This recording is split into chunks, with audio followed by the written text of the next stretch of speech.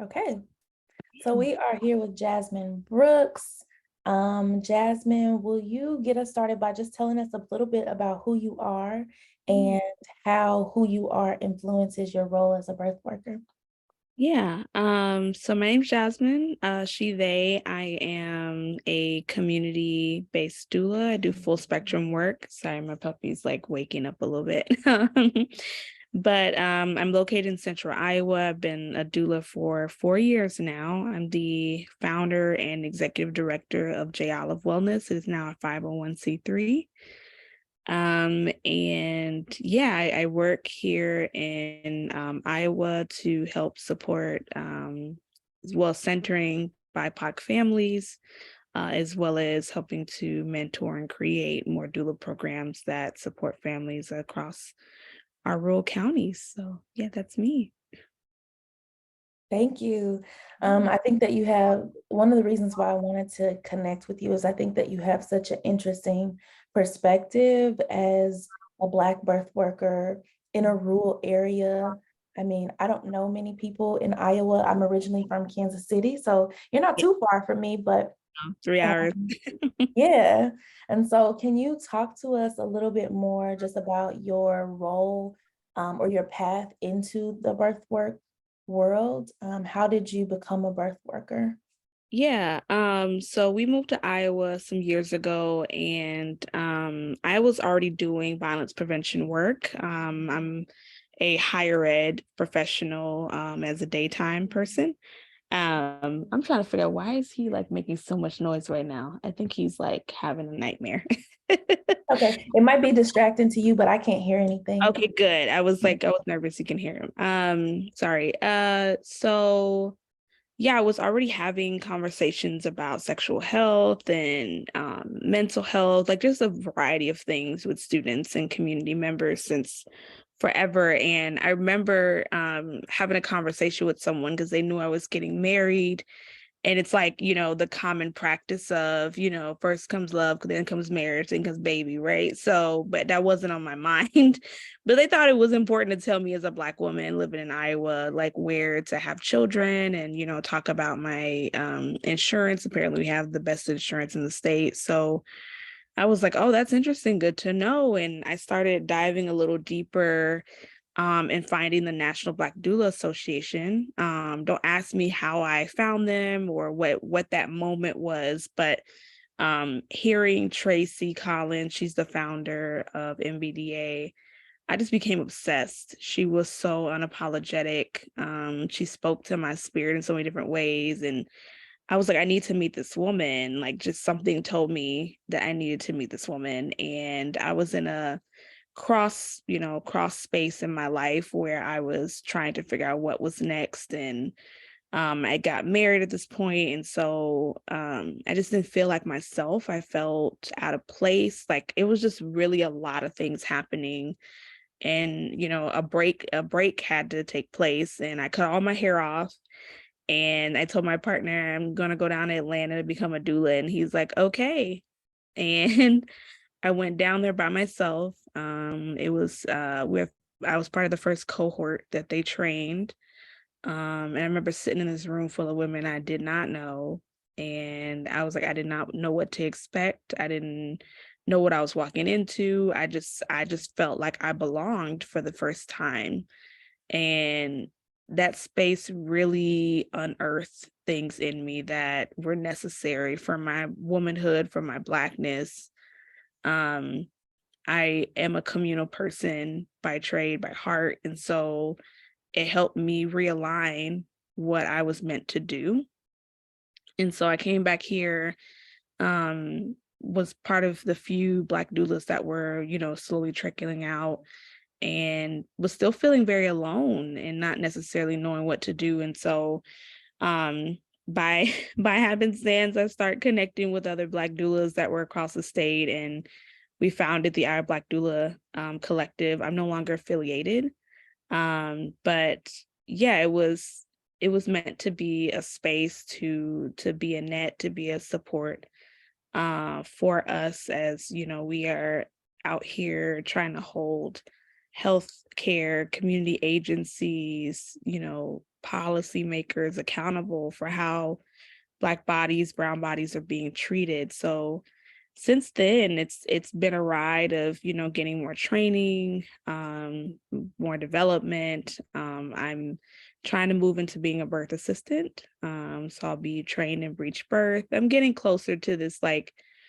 realm of potential midwifery. I was asked the other day if I want to be a midwife, and I think about like the other part of my story that I'm just now learning since July of last year. So my family's from Belize, and I knew my mom was birthed at home. I was birthed in a hospital. We had a very I had a very hard delivery. We both almost died.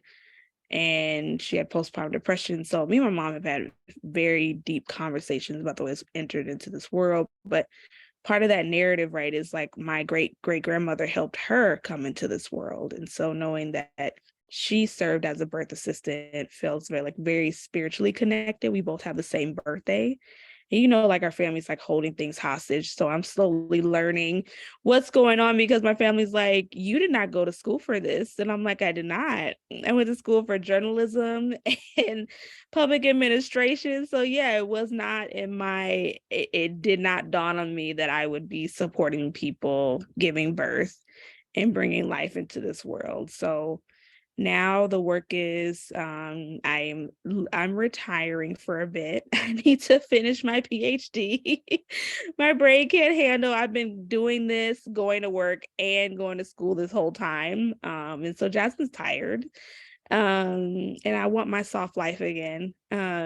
So yeah, my work now is going to be bringing more doulas in, mentoring. I also serve as a liaison for our Title V community doula project. So bringing more partners and support. The grant is for 5 years. We are in year 2. Um, so yeah, it's just it's been a journey. I'm very curious about what's next because birth assistant work is a whole different ball game. It's a whole different, you know, scope of practice. And with my research, I focus on Black midwifery's ways of knowing and enactment of their knowledge. So I am very adamant since I've been trained by a Black midwife that I will continue to want to seek training by a Black midwife. And so navigating this gatekeeping life out here in these streets is interesting. People are very afraid of me. I don't know why. I'm a very kind-hearted person. I just think the chocolateness is just getting to them, right? I'm too Black and too smart. And you know those are weapons for mass destruction. So I'm here Wow. for it. I tell people I am an agitator to health equity. I'm gonna shake some tables, unscrew some screws, and see what you're gonna do. Wow. There's Yeah. so many parallels between your story and mine. I also study journalism. And Hey. here I am. This project actually is one of the ways that I'm like staying connected to my love for writing and my love Good. for producing storytelling. And so Mhm. when you said that, I was like, wow. So also I trained last year as a birth assistant. I'm not sure if you're familiar with Mocha Midwifery, but if Yeah. you are, yeah, okay. Yeah. Um, such a great experience. I Such a great experience. And yeah, just so much of what you said, there's just gems in so many pockets of what you said. Um, I think about the moments that you've had with your mom to Mhm. reconnect and to talk through how you were brought into the world and how beautiful and special that is. Mhm.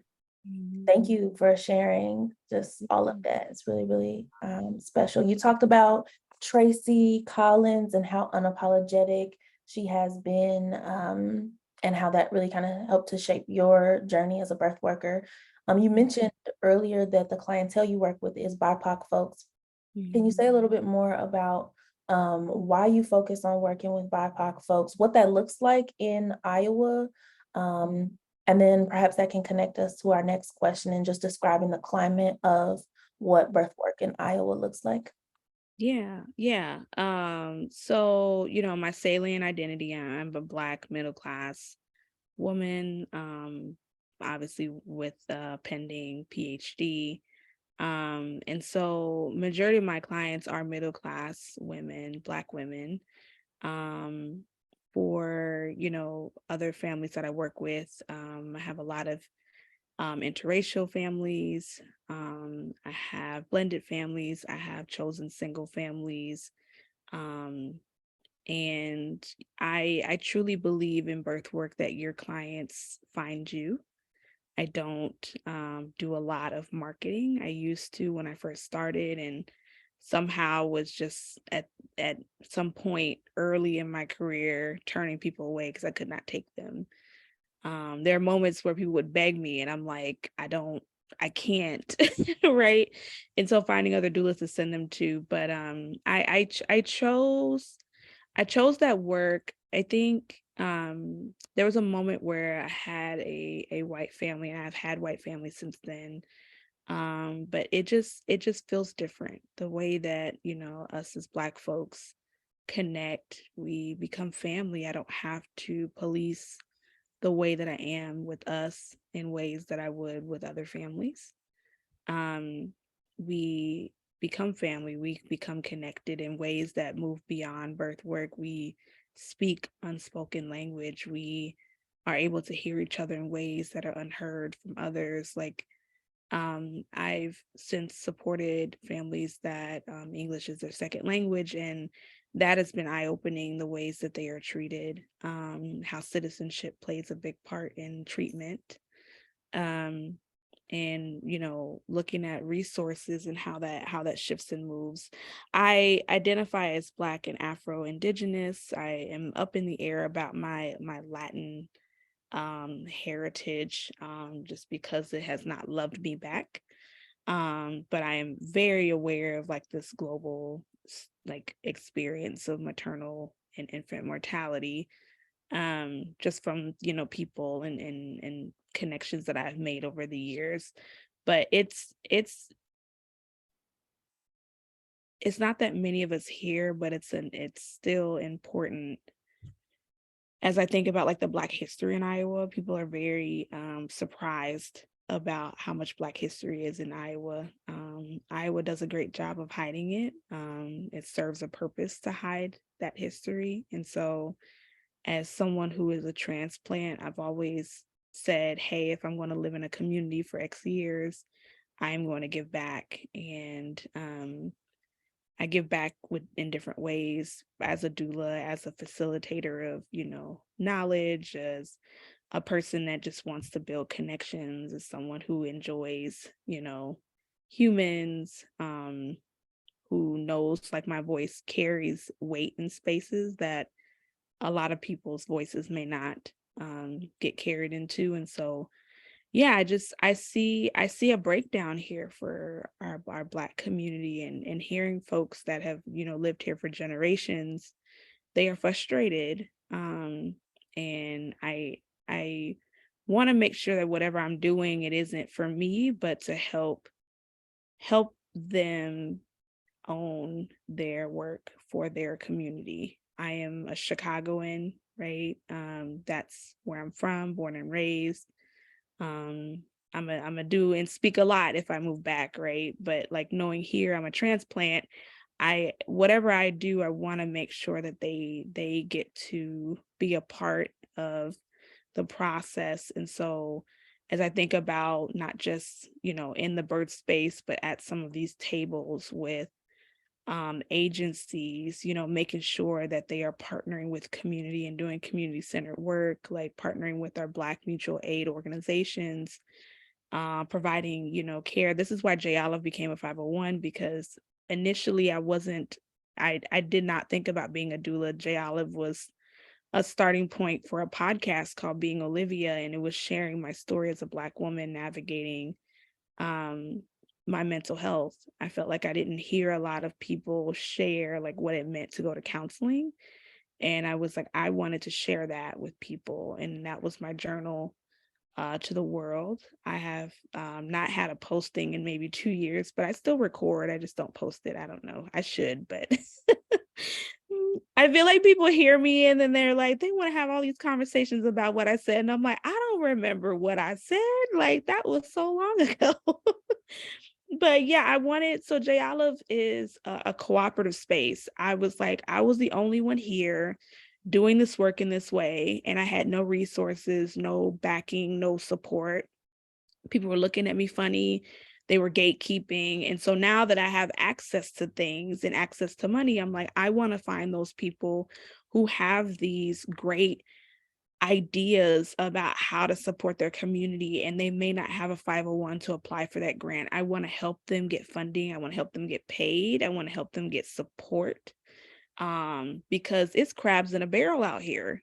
It is. It is unfortunate the ways that systems recreate trauma and we just co-opt into it and think that, oh, because we're doing good things for our community, that we're not part of the cycle. We're only uplifting certain Black people. I can't stand when I hear Black women say, I support Black women. You support certain Black women, right? And I want to hold you accountable to that. We ain't got to get along, but we got to get right. And so yeah, my BIPOC folks here is just different. And I connect a lot with the doulas in Georgia. I think some people think I'm from Georgia because I'm so tied to them. I'm like, no, I was trained, and so I have a lot of a lot of love and connection there. So it's not my fault that I look like I'm pseudo from Atlanta, but I'm not. Not even gonna fake it. But yeah, we talk a lot about, like, as Black women supporting Black women, what does it look and feel like? And it's so unique. It's unique. It is beautiful. It is harsh. It is everything. And I wouldn't change anything. It's taught me so much about who I am as a Black woman, as a hope to be mother someday. I'm like, the way Black women show up and pour, it's like, it's like, what? It's like, what is this? So I love it. I just love it. Yeah, I love that you mentioned basically moving with intention and being choosy and selective about who you work with. I think that that is almost a rite of passage for many Black birth workers, in particular, because when you start out, you think that, making yourself available to everyone is the way to go. And you soon realize that no matter what lines along which you're choosing from, that being selective and allowing people to organically come to you is a part of the work as well. I navigated that early on in my journey too, and yeah, uh, we know what that's like. Yep, it's a thing. It is. You mentioned um, that Iowa does a good job of hiding the history of Black folks in the state. With our next question, as far as like regional challenges as a birth worker, I don't know if you wanted to maybe expand on that a bit or highlight any other challenges. Yeah, so we have what's called Iowa Nice, ways in which people, and I won't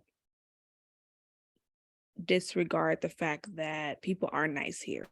Um, I think when I moved here, coming from city living, you can't really hide. People are always in your face here, which was new to me. I'm so used to being unseen that coming here, I'm like, oh, I do stand out.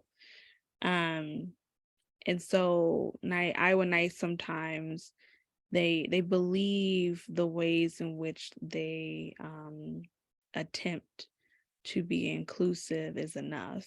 By saying I see you, they don't move beyond, the work of action. And so that can create a lot of challenges when we are saying, Black women are 3 to 4 times more likely to die of maternal mortality. That doesn't register that their potential is racism, right? Um, so when we're having these conversations, I think what really helped propel us was, COVID and George Floyd and Breonna Taylor. I think the racial reckoning of the larger landscape of our country helped Iowa to see, hey, we need to put money and work behind this. And so that's why a lot of the doula projects stand the way they are as of right now. um we first existed as Black women doing birth work. It was always questions of like, oh, so do you all not support other, non-Black women? It's like anytime you have a conversation about Black people, the question always is, well, what about non-Black people? And I'm like, we always talk about what about non-Black people, we don't ever talk about Black women. So understanding that discomfort, unpacking that anti-Blackness is very hard. And it isn't just in non-Black people, it's in Black people too. I think the other thing is we are behind in a lot of the work that we do. Iowa, they still call people colored here. I walked into a multiverse that has us still, in some instances in the 70s and 80s, right? When it comes to work, a lot of stuff was still paper driven. Like it was just a lot of things that were behind. But for them, it's easy living. And I think that's why I appreciate Iowa, is because it's very easy to live here. It's very comfortable, a little too comfortable for me, because I'm like, it sucks you in and you can't leave. And I'm like, I'm not here for that. But when it comes to like resources, knowing and having access to innovative ways of doing and thinking is a challenge as well. People are comfortable with how they do their work and the efficiency of it, expanding their knowledge is questionable. So like a good example, there's no one here that delivers breech births. And so it is an automatic C-section if your baby is not head down or in a delivering position. And so, I was just at an event on Saturday, and I was around a bunch of midwives and, folks from the ICANN network who do cesarean work and VBAC work. And we were talking about the fact that there is a breech birth training that's coming here, and how many alarms it is setting off for people, because it is actually against policy, hospital policy, to deliver a breech birth. So that's how deeply rooted some of these things are, is that between that, freestanding birth centers are not allowed here. And so a lot of like, private midwives are having to do clinic work and then either delivering at home, or they will have to transfer to a hospital, which limits their work when we understand what that means. Um, yeah, and I think the last thing I'd say is work is always isolated. As much as there's not a ton of us, there's a lot of money and people do not collaborate here. Like, I don't know, in other places, I felt like it wasn't as bad.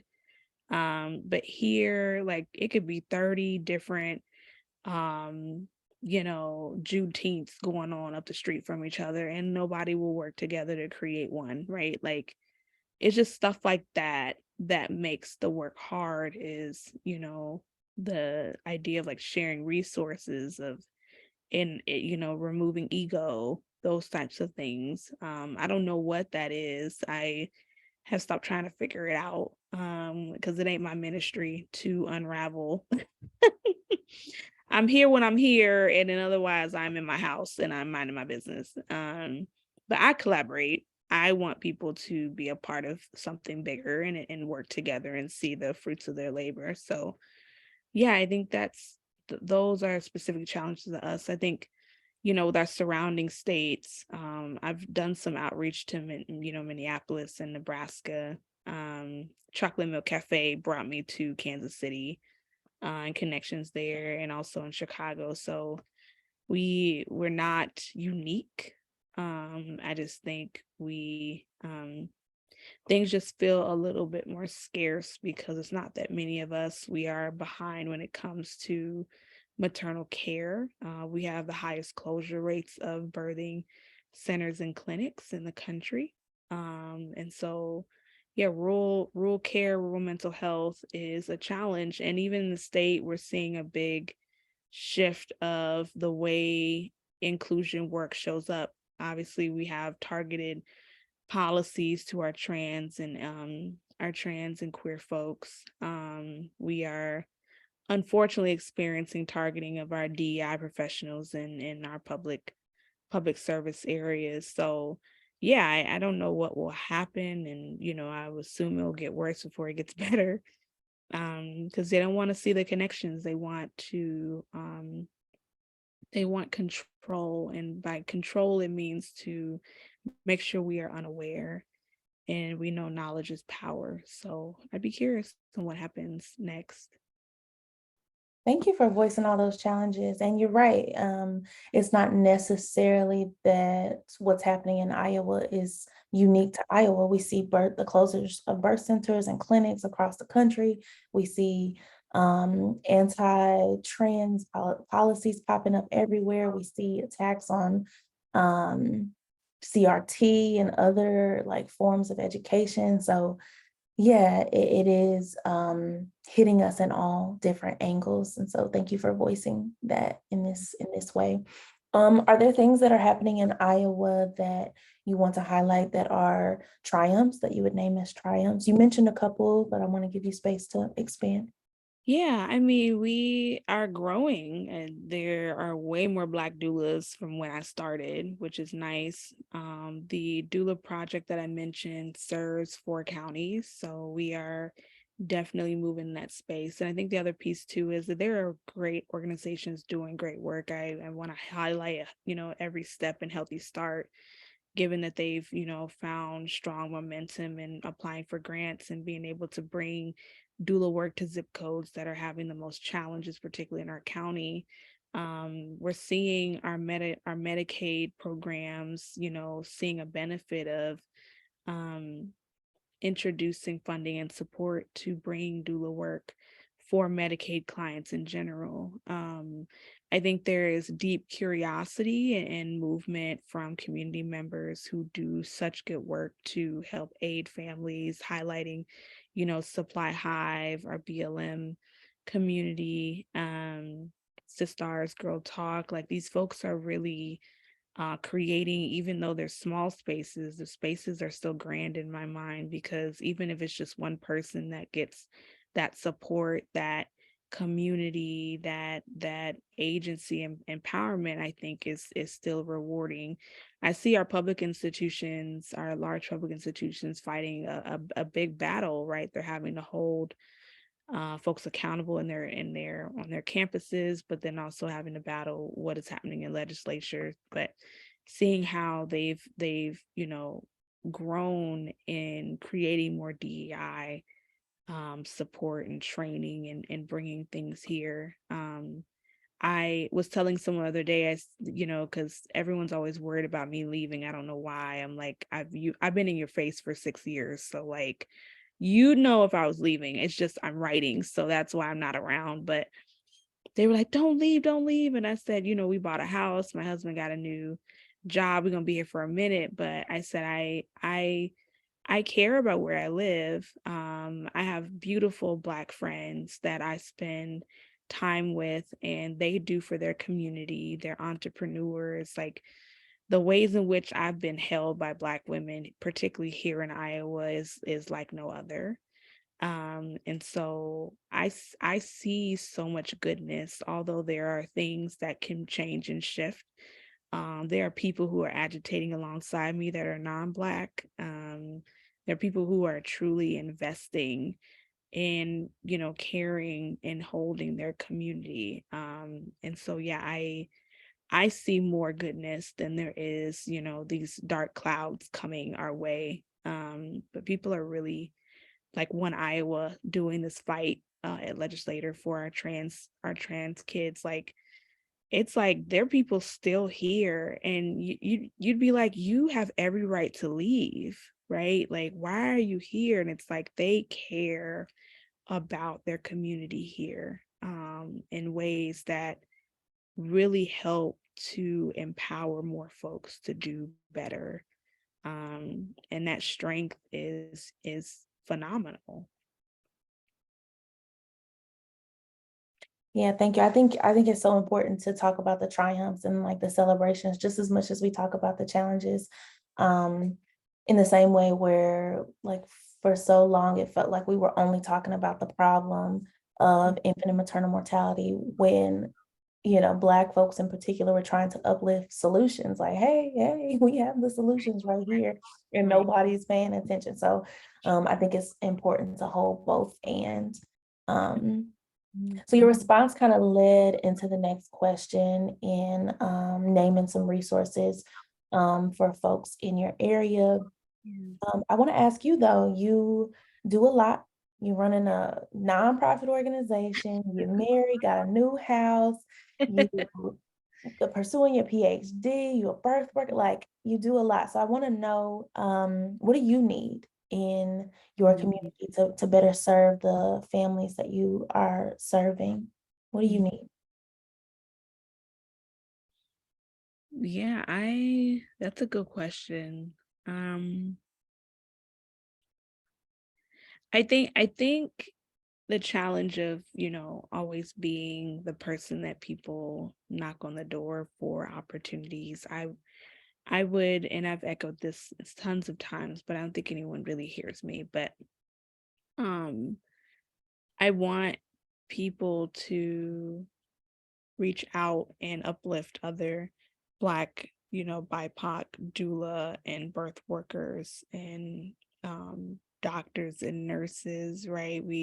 I just found a Black student midwife at Methodist West. So I don't want it to just be about me. Actually, I'm spacing her name. I think it's Mary Kaba. Um, she was interesting. I think she's might be based out of Chicago or New York. I can't remember, but I watched an interview with her, and she blurs out her face now. And they were asking about like why did she start to do that? She said because at some point the work starts to become about you and not the work. And I think I'm getting to that point of frustration of it's being more about me. People want to work with me. And I understand because I'm like, okay, what does that mean? Am I the safe Black? Because I'm not. I don't want you to feel safe with me, particularly if you are not trying to do anything about what's happening out here. But I really want the work to be a little bit more open and welcoming, and I also want people to feel comfortable stepping up. I think because I do so much, folks think they have to keep up with me, that they feel like um I don't know what it is. I've heard 1,000 stories and I'm like, none of it is my fault. I want to make that clear. I am a Scorpio by nature. I'm just lit. So I can't help. I can't help it. Like I'm a leader. I'm my mother's daughter. I'm my grandmother's granddaughter, right? Like we just out here, right? I can't help the calling over my life, but I don't want that to be so destructive that it keeps somebody from feeling like they can step up. And I tell people, I'm like, you can't step on my toes, my shoes, my I got steel toe shoes. Like if you step on my toes, sis, I am not going to take that as a slight.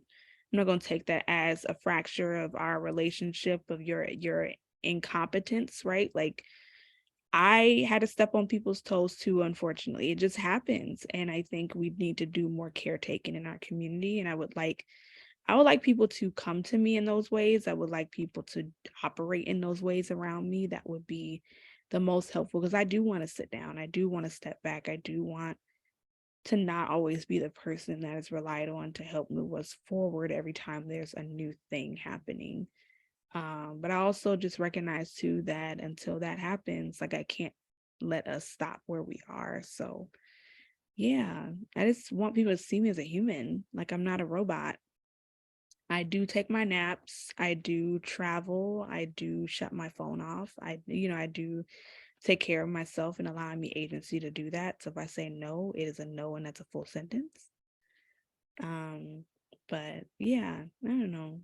I get me some snacks maybe. Yes, I'm hearing you say a couple of things.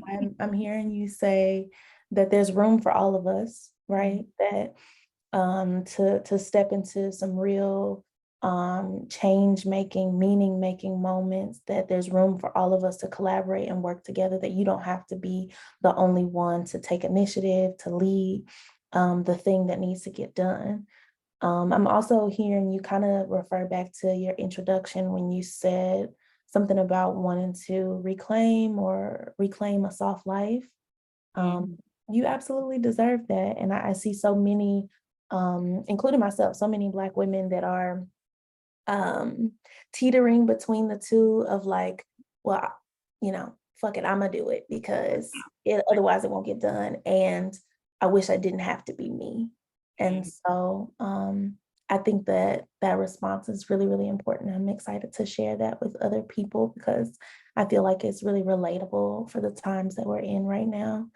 Um, thank you. Thank you. Thank you. Is there anything else that you would like to add, maybe that I didn't touch on in my questions?